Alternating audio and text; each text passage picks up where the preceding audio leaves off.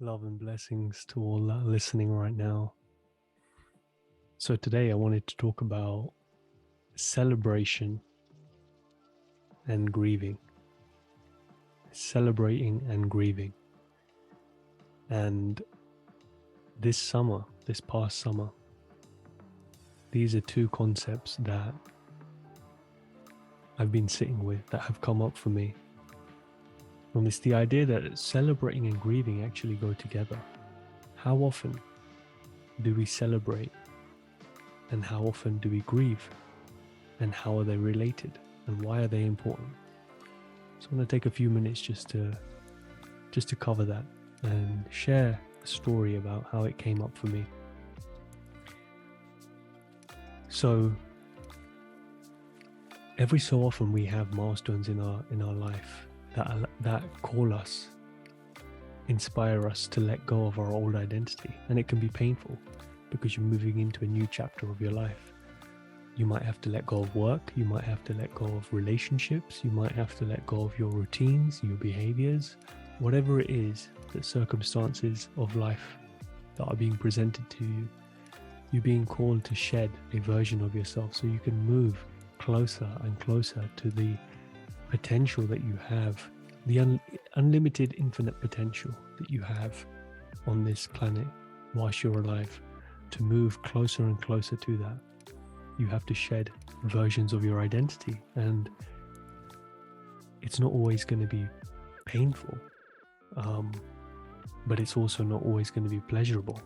So where does celebrating and grieving come in? For me, moving into a new chapter of my life this year and really owning my creative abilities, owning my ability to coach, owning my ability to do my podcast, owning my ability to write, stepping into that and letting go of my previous corporate job, and creating the space to honor these creative abilities and to travel required a level of celebration, which I didn't do. I didn't celebrate. And the more I thought about why, it's because I'm wired to always think about the future. I'll be happy when, I'll be happy when, I'll be happy when. And so happiness never comes because I'm always putting it off into the future. I'm always thinking about the end destination, which really is death. So what am I really waiting for to celebrate? Why am I not celebrating the small wins? My birthday was also in May this year. And I realized, turning 30, that I haven't really celebrated my birthdays either. When I was younger, I did, but as I got through my 20s, I began to remember less and less of my birthdays because I really didn't give a shit. And I thought, wow, that's unhealthy because being born is probably the most important day of our lives. The day our soul incarnated in this body to start this journey, this adventure. And so if I'm not celebrating that, and I'm not celebrating this new transition I've gone through, where else am I not allowing myself to celebrate my life, the small and the big? And I urge you and I invite you to think about, where are you not celebrating your life?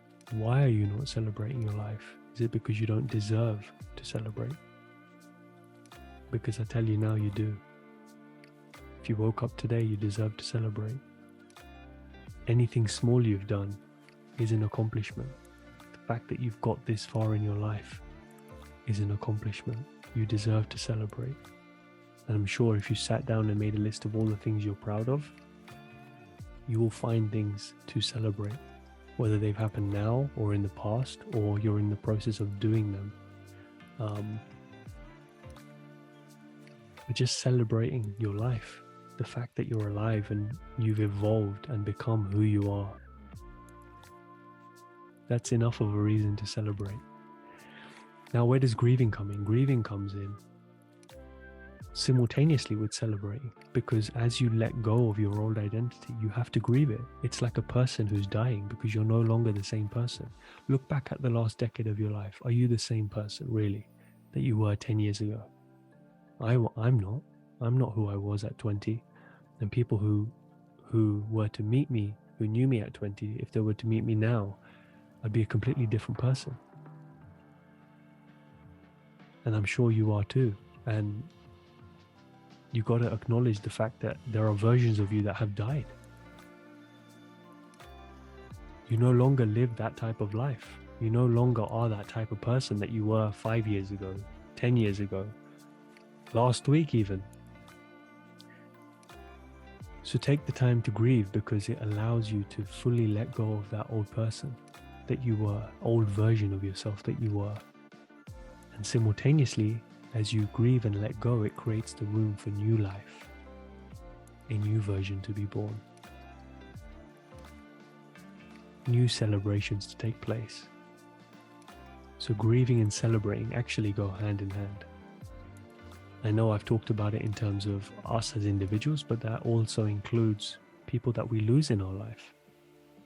As we let go of them, whether it's a breakup or someone has passed on, yes, it's sad in the moment and we have to grieve. It's a human emotion. Let yourself cry, let yourself be sad, whatever it is that your process looks like. Let it happen without judgment.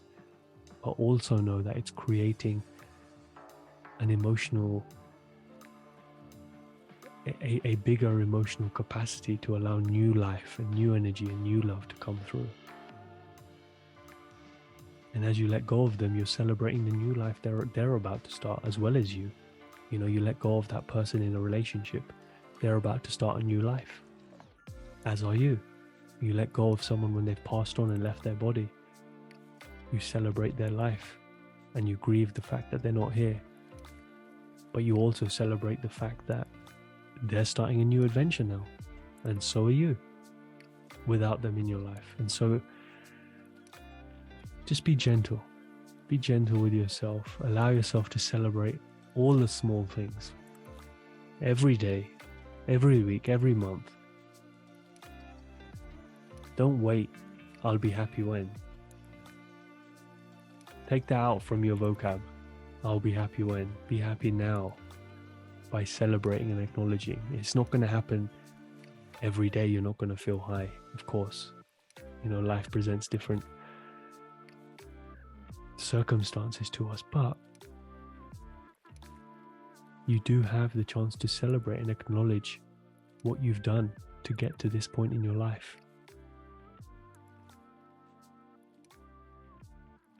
So I'll leave that here for today.